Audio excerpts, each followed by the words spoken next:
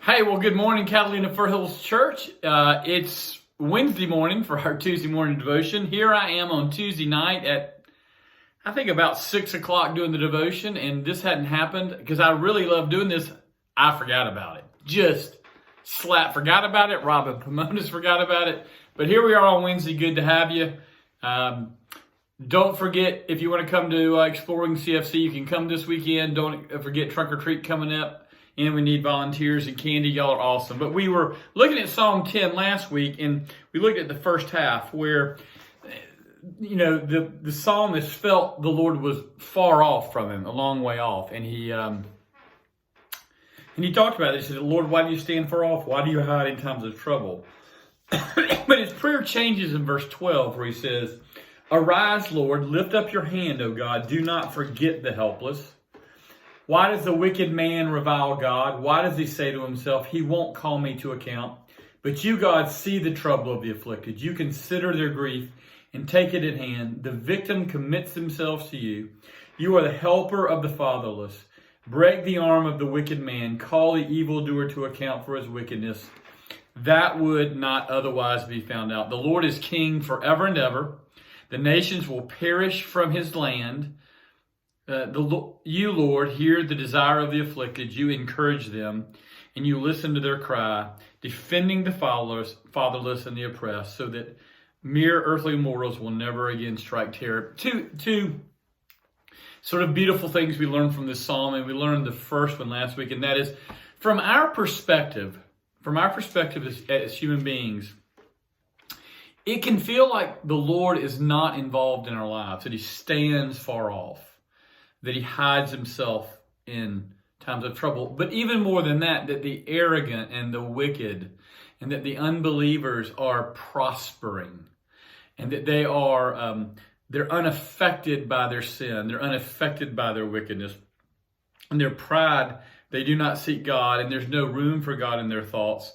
And they're always winning. It can feel like, from our perspective, that God is a long way away and that the wicked suffer. But what the psalmist reminds us of is that we need to remember God and not us. And we need to see this from God's perspective, because God's character is a character that brings about justice, that brings about equity, and that loves us. Arise, Lord, lift up your hand, O Lord. Do not forget the helpless. You, Lord, see the trouble in the afflicted. One of the things the psalmist does here is he remembers the character of God and who God is to comfort him in his suffering and his trouble. He remembers that God, in fact, sees the afflicted. He sees the trouble. He considers their grief and he takes it into their hand. The Lord will never forget what happens to his people.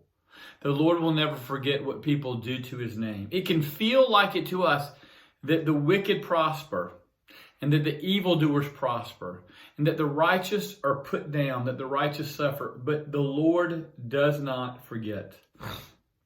And this psalmist says, the victims commit themselves to the Lord because he's a helper of the fatherless. He remembers God's character, that God's character is one that brings justice, that brings mercy. More than that, he even begins to worship, even in the midst of his suffering and his feeling alone. And remember that God is a God who does bring justice. He says, the Lord is king forever and ever. The nations will perish from his land. You, Lord, hear the desire of the afflicted. You encourage them and listen to their cry. He remembers that the King of Kings is his Father, that the King of Kings hears him, and that the King of Kings can be trusted. In the midst of his suffering, he turns his eyes to the Lord. He begins to worship the character of the Lord, and he's encouraged. He remembers that even though he's experiencing a world of injustice, and he's experiencing a world that's turned upside down, that the Lord himself will never forget. And the Lord will right the scales, because he, in fact, is the King forever and ever. Our encouragement today, what I would remind you of on Wednesday morning's Tuesday morning devotion, is that the King of Kings is your Father. The King of Kings is your older brother. He will not forget. He will be king forever. He will reign in righteousness and justice. And the blood of his Son cries out on our behalf even today. Be encouraged today, my friends, by the King of Kings, who does not forget the afflicted. Good to be with you. Look forward to seeing you this weekend or before then, somewhere in Tucson. Have a great day, and we'll talk to you soon.